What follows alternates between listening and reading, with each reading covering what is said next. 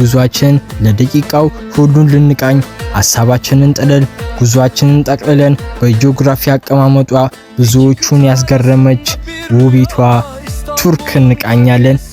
በዓለም ላይ ካሉ ሀገራት አራተኛ የጉብኝት ማዕከላት፣ አንድ እግሮ አውሮፓ ውስጥ ሌላኛው እግሮ ደግሞ እስያ ውስጥ ሆኖ ቆሞ ያውቃሉ? በአንድ በኩል በረዶ ሲዘንብ፣ በሌላ በኩል ሰዎች ባህር ውስጥ የሚገኙባትን በአንድ ህንፃ ግድግዳ ላይ የክርስቶስ መላእክትና የአላህ ስም ጎን ለጎን ተቃቅፈው የሚኖርባት ምድር እናሳያቸዋለን። ይቺ ሀገር ቱርክ ናት። 97 በመቶዋ በእስያ፣ 3 በመቶዋ በአውሮፓ ሆና ዓለምን በሁለት እግሯ የረገጠች የጥበብ ሙዚየም ናት። ከግብጽ ፒራሚዶች ከ7000 ዓመታት የሚቀድም ድንቅ ሥራ፣ 20000 ሰዎችን እንደ ጉንዳን መሬት ውስጥ የተቀበሩት ከተማ እና ሰማዩን በቀለማት የሚያጥለቀልቁ የሞቀ አየር ባሉኖች ተዘጋጁ። ምክንያቱም ዛሬ የምናሳያችሁ ስለ አንዲት ሀገር ብቻ ሳይሆን ስለ ሰው ልጅ ስልጣኔ ጥቁር ሳጥን ነው። ይህ ጉዞ ከመጀመራችሁ በኋላ ስለ ዓለም ታሪክ ያላችሁ እይታ ለዘላለም ይለወጣል። ቱርክን ስናስብ መጀመሪያ ወደ አእምሯችን የሚመጣው ካርታው ነው። ይቺ ሀገር ዝም ብላ መሬት አይደለችም። ይህ የአናቶሊያ ባህረ ገብ መሬት ነው። ለሰው ልጅ ታሪክ ቁልፍ ነው። 97 በመቶዋ ግዛቷ በእስያ ሲሆን 3 በመቶ አውሮፓ ውስጥ ነው። ይቺ ትንሽ የአውሮፓ ክፍል ግን ከመላው ግሪክ ሀገር የምትበልጥ የህዝብ ብዛት አላት። ቱርክ ስትረግጥ ጥንታዊ ምስራቅ ባህልና ዘመናዊው ምዕራባዊ ስልጣኔ ሲጋጩ ሳይሆን ሲዋሃዱ እናያለን። በሰሜን ጥቁር ባህር፣ በደቡብ ሜዲተራኒያን፣ በምዕራብ ኤጂያን ባህር ይህን መልክዓ ምድር ቱርክን የባህር ንግድ ንግስት ያደርጋታል። የአየሯ ንብረት እንኳን እንደየክልሉ ይለያያል። በአንድ ወቅት በአንድ በኩል በረዶ ሲዘንብ፣ በሌላው በኩል ሰዎች በሜዲተራኒያን ባህር ውስጥ ይዋኛሉ። ይህ የተፈጥሮ ስጦታ ለዘመናት የነገስታትና የጀግኖች ምኞት እንድትሆን አድርጓታል። ኢስታንቡል ስሟ 3 ጊዜ ተቀይሯል። ቢዛንታይም፣ ቆስጣንጤያን እና አሁን ኢስታንቡል ናት። ይቺ ከተማ ለ1600 ዓመታት የዓለም ታላላቆች ግዛቶች ዋና ከተማ ነበረች። የቦስፈረስ መሸመጥ ከተማዋን ለሁለት ይሰነጥቃታል። በአውሮፓ በኩል ቆመ እስያ ውስጥ ያለውን መስጂድ ማየት ትችላለህ። ከተማዋ ውስጥ ስትራመድ በእያንዳንዱ እርምጃ ታሪክ ትረግጣለህ። ከግርጌ የሮሚያን የከርሰ ምድር መንገዶች አሉ። ከፊቴ የባዛንታይን አብያተ ክርስቲያናት፣ ከላይ ደግሞ የኦቶማን መስጂዶች ማማዎች ይታያሉ። ኢስታንቡል ዝም ብላ ከተማ አይደለችም። እሷ የሰው ልጅ ስልጣኔ ትውስታ ናት። በየጎዳናዎቿ ያለ ቅመማ ቅመም ሽታ፣ የባህር ወፎች ጩኸትና የፈጣን ኑሮ እንቅስቃሴ ልዩ ህይወት ይሰጣታል። ሃጊያ ሶፊያ የህንፃ ጥበብ ፍልስፍና። ይህ ህንፃ የሰው ልጅ ሲሰራው ከሚችለው በላይ እንደሆነ ይታመናል። በ6ኛው ክፍለ ዘመን ንጉስ ዩስቲኒያን ሲያስገነባው ሰለሞን ሆይ በለጠኩ ብሎ ነበረ። የህንፃው ጉልላት ዶም ሰማይ ላይ የተንጠለጠለ ይመስላል። በውስጡ ያሉ ግዙፍ ምሰሶች ከጥንት ግሪክ ቤተ መቅደሶች የተወሰዱ ናቸው። የክርስቲያን መላእክት ስዕሎች፣ እስላማዊ ጽሑፎች በአንድ ጣሪያ ስር መኖራቸው የቱርክ የመቻቻል ታሪክን ይነግረናል። የህንፃው ግድግዳዎች በሺዎች የሚቆጠሩ ዓመታትን ታሪክ ይዘዋል። እዚህ ውስጥ የነገስታት ቅባት ተደርጓል። የሱልጣኖች ጸሎት ተሰምቷል። ሃጊያ ሶፊያ የጥበብ ጥግ ብቻ ሳይሆን የሃይማኖት መገኛ ነጥብ ሆና ዛሬም ትቆማለች። ካፓዶኪያ የተረትና የሰው ልጅ ጥበብ ውህደት። ካፓዶኪያ የሌላ ፕላኔት ክፍል ትመስላለች። ከሚሊዮን ዓመታት በፊት በእሳተ ገሞራ አመድ የተሸፈነው መሬት በንፋስና በውሃ ተጠርቦ የተረት ጭስ መውጫ የተፈጠሩት። ነገር ግን ዋናው ተአምር የሰው ልጅ በእነዚህ ድንጋዮች ውስጥ መኖሩ መቻሉ ነው።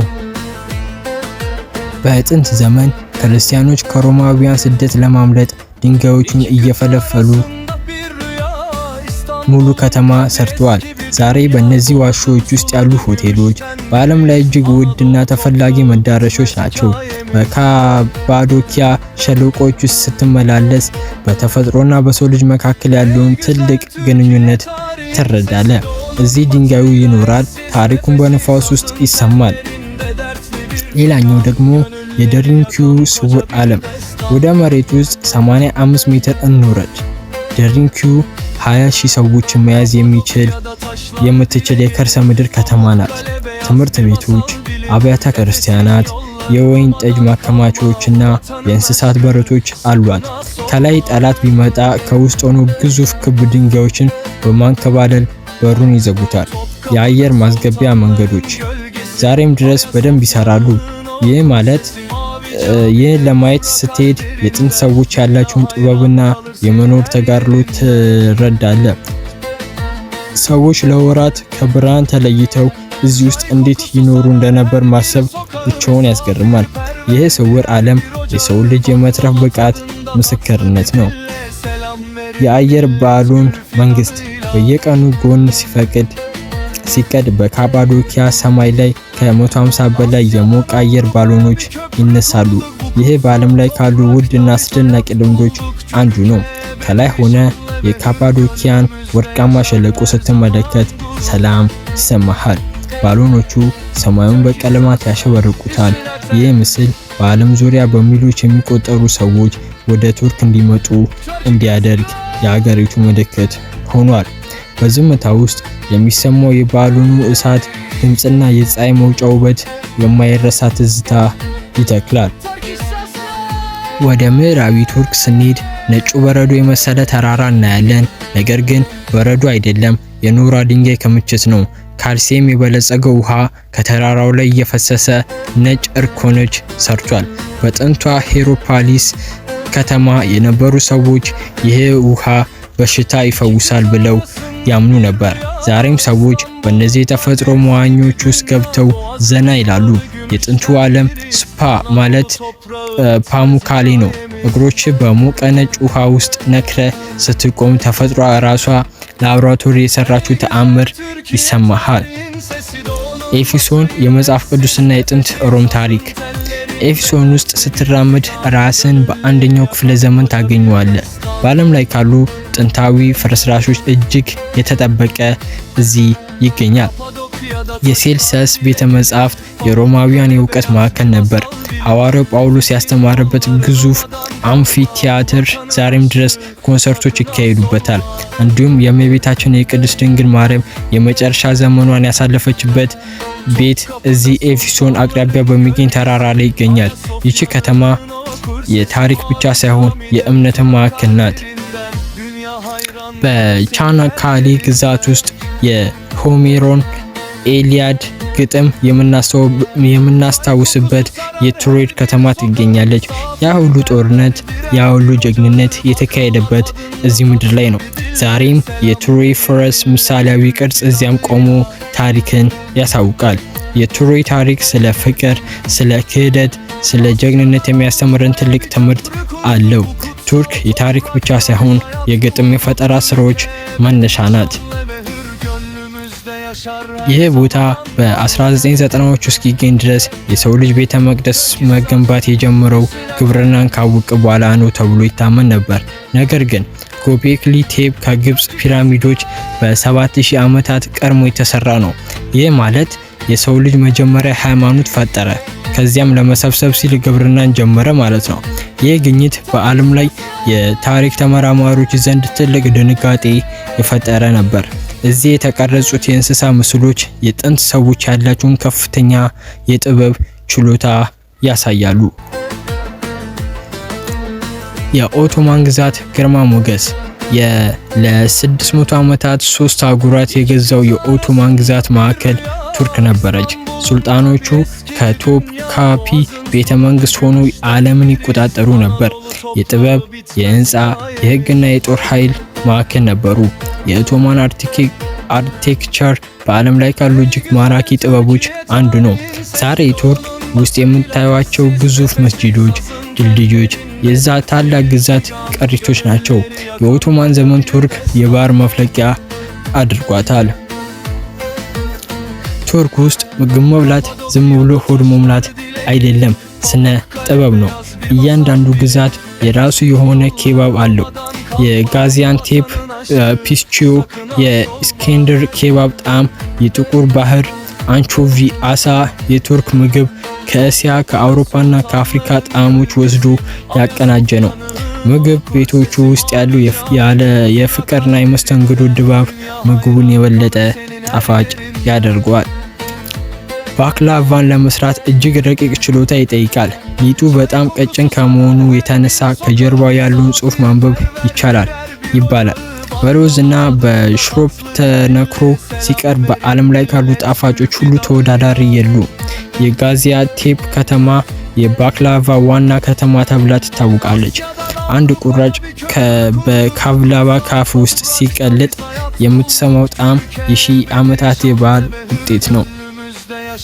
ቱርክ ውስጥ ሻይ የመስተንግዶ ምልክት ነው። ሱቅ ውስጥ ብትገባም መንገድ ላይ ብትቆምም ሻይ ጋብዟል። ሻይ ቤቶቹ የፖለቲካ የንግድና የጨዋታ ማዕከሎች ናቸው። ቱርክ በዓለም ላይ በነፍስ ወከፍ ብዙ ሻይ የሚጠጣባት ሀገር ናት። ያ በትንሽ ብርጭቆ የሚቀርበው ቀይ ሻይ የጓደኝነት የሰላም ድልድይ ነው። የቱርክ ቡና አፈላል ስነ ስርዓት አለው። በጣም በጥቃቅን ተፈጭቶ በጄዝቬ ይፈላል። ቡናው ተጠጥቶ ሲያልቅ ሲኒው ይደፋና ከጥቂት ደቂቆች በኋላ በውስጡ ባሉት ምስሎች እድል ይነበባል። ይህ ባህል ዛሬም ድረስ በወጣቶችና በሽማግሌዎች ዘንድ ተወዳጅ ነው። ቡናው ራሱ ጠንካራ የጠለቀ ጣዕም ያለው ሲሆን በቱርክ ሕይወት ጋር የተቆራኘ ነው። የዛሬው ቪዲዮ ይህን ይመስል ነበር። እኔ ካርሎስ ነኝ።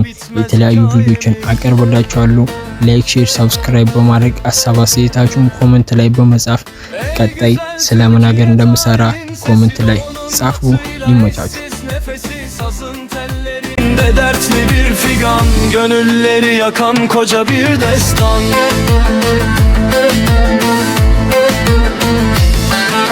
Kapadokya'da taşlar dile gelir, Pamukkale beyaz bir masal bilir.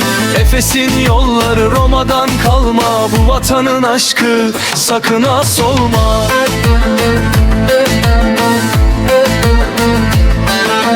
Topkapı'da sultanların gölgesi, Ayasofya'nın okur sesi. Mavi camide huzur akar derinden, dünya hayran kalır senin her yerinden.